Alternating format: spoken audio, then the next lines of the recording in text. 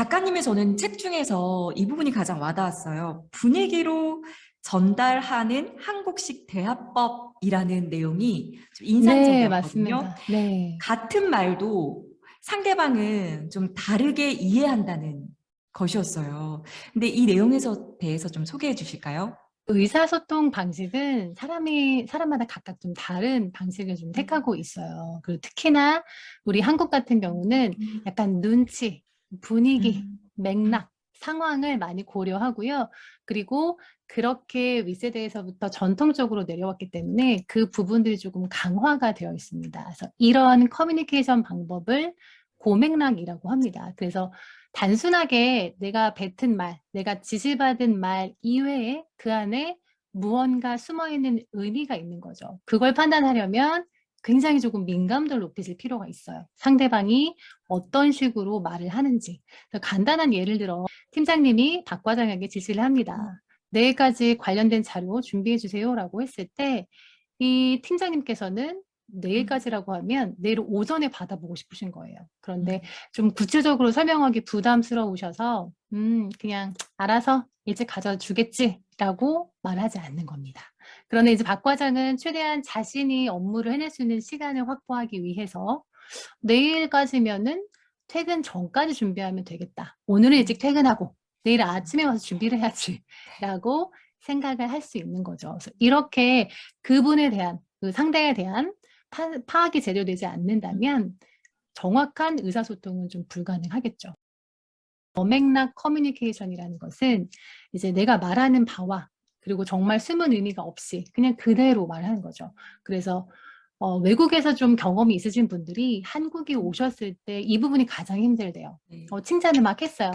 너무 오늘 근사하시고 PT도 멋있었어요 라고 할 때 내가 좀 원래 좀 잘해 라고 이야기하면 또 반응이 갑자기 싸해지는 경우 또 이럴 때 난 어떻게 반응을 해야 되는 걸까? 미국에서는 그래 너 멋있어 라고 했는데 여기서는 약간 조금은 다른 결로 보는 성향도 있다라고 하시더라고요. 그래서 이렇게 서양식은 약간 저맥락 방식을 많이 활용하고요.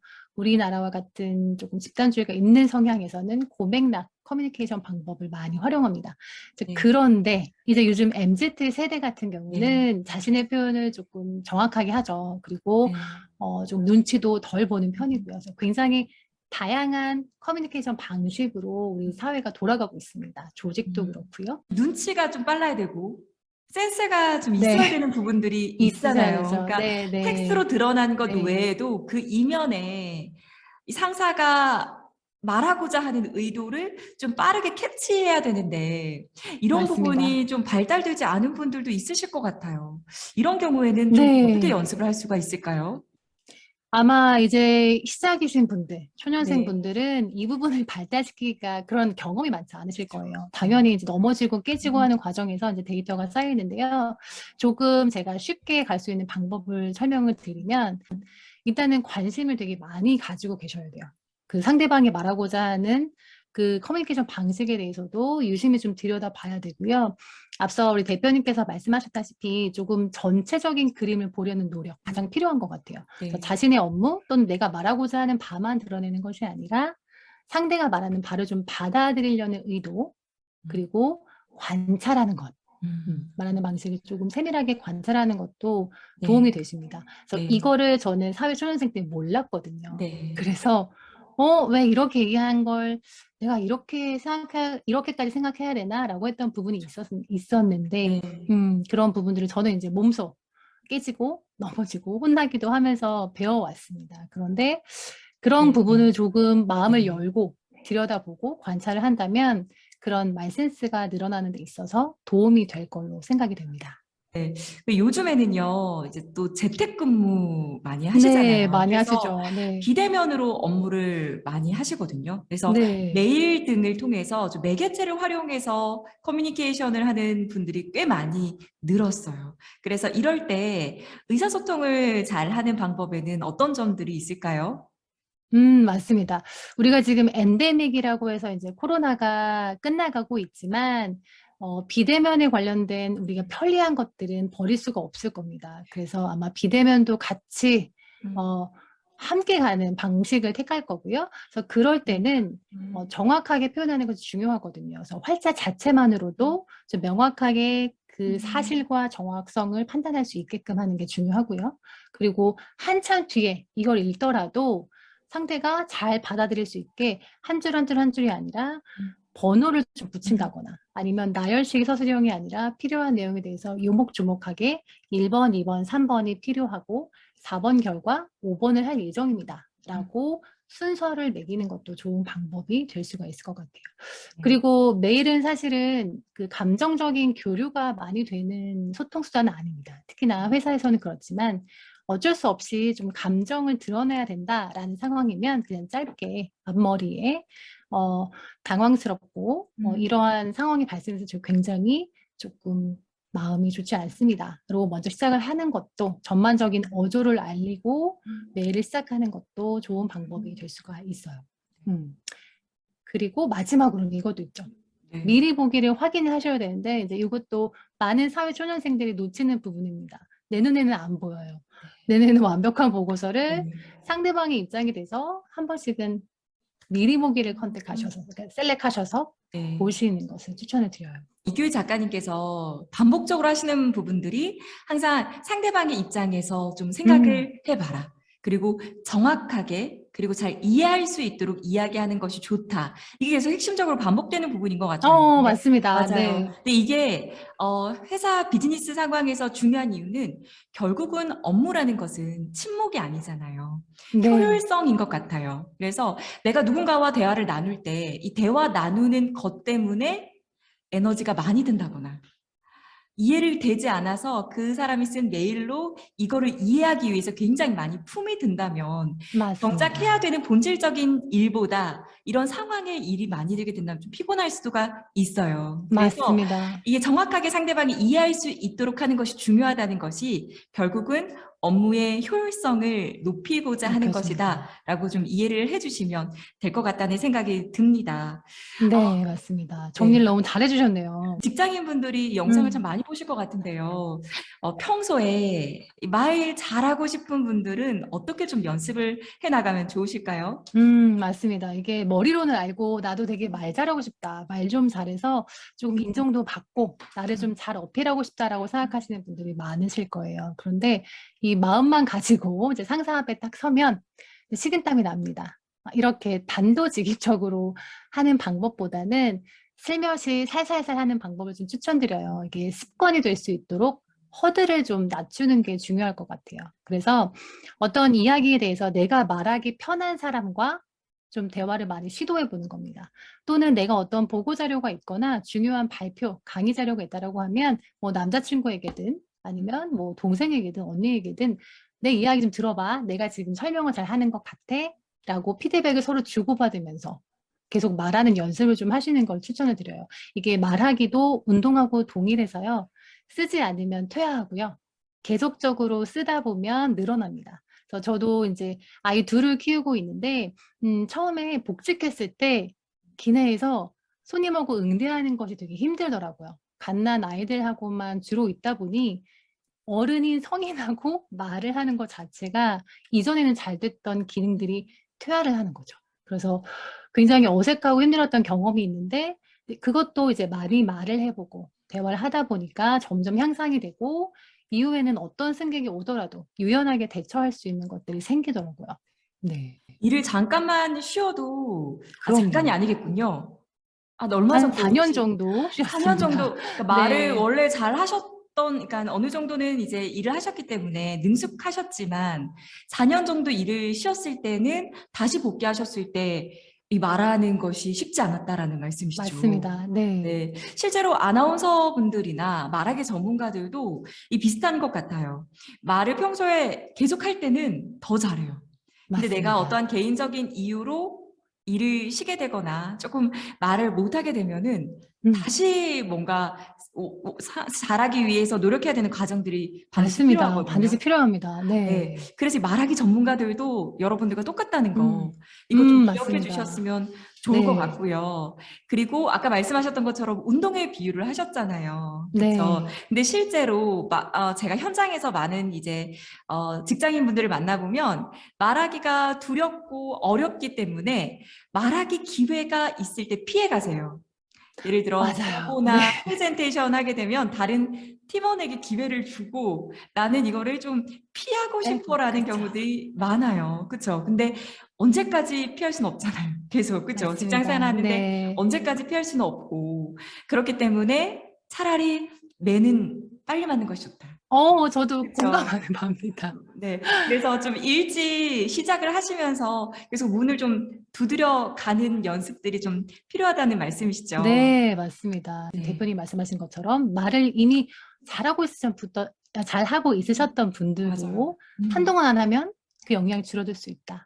그쵸? 그래서 우리 계속적인 연습 운동 안 필요합니다. 하면 근육이 또 빠지잖아요. 빠지죠. 그쵸? 예, 그런 거랑 똑같은 거라고 생각하시면 될 것 네, 같아요. 그래서 맞습니다. 자주 기회를 얻고 시도하고 또 피드백도 맞습니다. 받아보고 이 과정을 통해서 점진적으로 나아갈 수 있고 마법이 아니잖아요. 그쵸? 그럼요. 네. 네. 그래서 딱 너무 어느 좋은 순간 말씀이세요. 예. 마법이 아닙니다.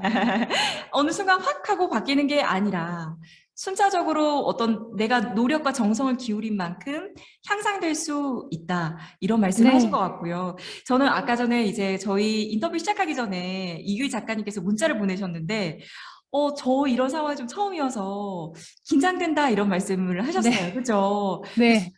이렇게 오늘 너무 잘 설명을 하셨는데도 긴장도가 있을 수가 있네요. 네, 그죠? 있습니다.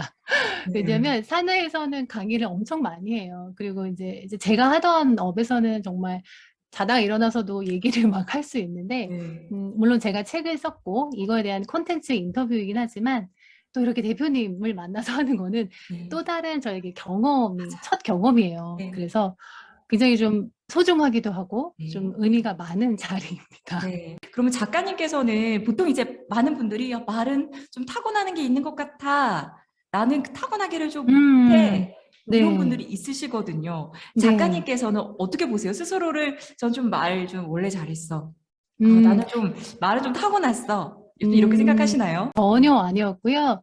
오히려 조금 내향적인 성향이 되게 강했어요. 그리고 뭔가 풀어낼 때도 그냥 끄적끄적 혼자 풀거나 아니면 친한 네. 사람 몇 사람에게만 이야기하거나 음. 그렇다고 뭐 아주 뭐 내향인은 아니었지만 그렇게 다른 사람을 휘어잡고 센스 있는 말하기로 분위기를 좌지우지하는 사람은 아니었습니다. 네. 그런데 이제 승무원에서 교관이 되고 교관을 하면서 좀 많은 연령대의 승무원을 만나고 또 다양한 커뮤니케이션 활동에 놓여 있다 보니까 이게 필수적인 요소가 되더라고요. 음. 그래서 제가 못하는 부분을 관찰을 하기 시작했어요. 그래서 말을 잘하고 일을 잘하시는 분들은 공통점이 있더라고요. 자신이 생각했던 바 또는 자신의 의견을 정말 설득도 잘하시고 그리고 본인에게 맞는 언어와 적합한 분위기로 말씀을 하시는 것을 보고 저런 게 바로 필요한 거구나라고 생각을 해서 좀 벤치마킹을 좀 많이 했던 편이죠. 이 사람에 대한 부분은 좀 내가 가져올 필요가 있겠다. 네. 이렇게 위트 있게 말하는 음. 거 내가 가져와야 되겠다. 음. 그래서 주변에 일 잘하고 말 잘하는 동료들의 좋은 점을 내가 소화시킬 수 있는 부분을 가지고 오는 것을 저는 네. 많이 했던 것 같아요. 네. 그러면 이제 승무원 일을 하시면서 네, 굉장히 다양한 분들을 만나셨잖아요. 그러면 네. 조금 감정적으로 나오시는 분들도 있으실 것 같아요. 많이 있으시죠. 좀 감정적으로 격앙이 됐거나 이런 분들에게는 좀 어떻게 커뮤니케이션을 하세요? 일단 감정적으로 좀 격양이 되신 음. 분들에게는 일단은 처음에는 다가가서 말을 음. 건네요. 그런데 이제 이 화가 정말 지나치거나 어떤 수위를 좀 넘는다라고 하면 살짝 조금 혼자 생각해 보실 시간을 드립니다. 여유를 드리고요. 그게 조금 진정이 되셨을 때 다시 다가가서 이야기를 할 때 이제 그분의 표정, 그분의 말하는 속도, 그분하고의 어떤 교감을 위해서 좀 많이 관찰을 해요. 네. 그래서 이때도 이 페이싱, 뭐 미러링 이런 기법들을 음. 용어는 몰랐지만 사용하고 있었다는 걸 나중에 제가 이제 책을 집필하면서 또 알게 됐어요. 네네. 그래서 그 이분이 용어를 잠깐 설명해 주실까요? 미러링 같은 경우는 네. 상대방의 동작을 좀 비슷하게 따라하는 거예요. 예를 들면 어떤 물건이 떨어졌다 했을 때 네. 상대방이 그럼 이분이 물건을 줍는 그런 행동을 하시겠죠. 그럼 네. 나도 같이 상대로 따라하는 것, 또는 차를 마실 때 반대편에 있는 사람이 먼저 찻잔을 들면 나도 함께 좀 찻잔을 들어주는 이런 사소한 동작을 따라하는 것. 요것만 하더라도 조금 라포가 형성되는 데 있어서 좋은 시그널이 됩니다. 그래서 네. 요걸 미러링이라고 하고요. 이 페이싱 같은 경우는 미러링에서 조금 또 고도화된 거예요. 그래서 이거는 호흡은 좀 어떠한지, 말의 빠르기는 어떠한지, 감정이 좀 격양이 돼 있는 상황인지, 이런 것들을 전반적으로 좀 잘 관찰해서 그분의 페이스에 맞게 이야기하는 거죠. 막 흥분돼 있으신 분들한테 저도 같이 말이 빨라지면서 저희 근거를 대서 이야기하면 당연히 부딪힐 수밖에 없고요. 그런 상황에서는 내가 조금 차분하고 조금 더 안정되게 말을 함으로써 그분을 좀 더 가라앉힐 수 있는 그런 역할을 또 해주게 하는 게 페이싱이더라고요. 이성적으로 논리적으로 말하는 게 기본이지만 이게 그렇죠. 통하지 않는 상대 같은 경우에는 조금 더 그 감정을 헤아려야 되는 부분들이 또 첨가돼야 된다라는 네, 말씀이셨고요. 맞습니다. 네. 오늘 저희 이제 이음 채널 구독자분들이 좀 직장인분들 가운데서 또는 이제 사회생활 막 시작한 분들, 또 맞습니다. 사회생활 막 시작 준비 단계에 있으신 분들께서 정말 많은 도움이 되셨을 것 같아요. 혹시 이분들에게 마지막으로 좀 해주고 싶은 말 있으신가요? 있고요. 앞서 대표님이 말씀하셨어요. 이런 자리를 좀 두려워해서 피한다. 그런데 우리는 사회생활과 떨어져 있을 수가 없어요. 업무를 하시는 분일수록, 그리고 더 성장하시려는 분일수록 자기 표현을 적절하게 현명하게 하는 거는 상당히 중요한 거거든요. 그래서 이거는 스킬이라기보다는 삶의 지혜가 되는 것 같아요. 그래서 상사에게 잘 보이기 위한 말하기가 아니라 나를 잘 성장시키고 좋은 피드백을 쌓아서 나를 성장시키는 데 밑거름이 되기 때문에 자기가 표현하고자 하는 방법을 계속적으로 좀 생각을 해보시고 그런 기회를 얻어 나가실 것을 적극적으로 저는 추천을 드립니다. 그리고 이런 분들도 있어요. 난 정말 타고나기를 말못이야. 또는 정말 안 돼. 나는 이렇게 실수가 많지? 라고 하시는 분들이 있는데 그런 분들께도 좀 이야기를 해드리고 싶은 부분이 있었어요. 그래서 저도 그랬던 사람 중에 하나고, 그래서 아무리 노력해도 좀 늘지 않는다라고 하시는 분들한테는 좀 스스로 말을 못한다고 위축될 필요가 없다. 조금은 당당한 자세를 좀 가지고요. 결국 의사소통이라는 거는 나의 말만 전달하는 게 아니라 상대방의 말을 듣는 것도 포함하는 거잖아요. 그래서 잘 소통하기 위해서 그 소통에 참여하는 데 의미가 있다라고 보고, 앞서 얘기했듯이 내가 말하고자 하는 상대와 잘 커뮤니케이션 할 수 있도록 비언어적인 요소부터 좀 갖춰 가시는 것, 그리고 차근차근 자신의 단어를 골라서 설명하시는 걸 추천을 드려요. 이런 귀한 시간을 바쁘신 와중에 내주셔서 감사드립니다. 여러분, 저도 이번에 이교희 작가님의 책을 읽어봤는데요. 정말 많은 도움이 되더라고요. 그래서 말하기를 직장 생활 속에서 좀 잘하고 싶어 하시는 분들은 좀 읽으시면서 연습해 보시는 것도 큰 도움이 되실 거라는 생각이 듭니다. 오늘 함께 해주셔서 감사합니다.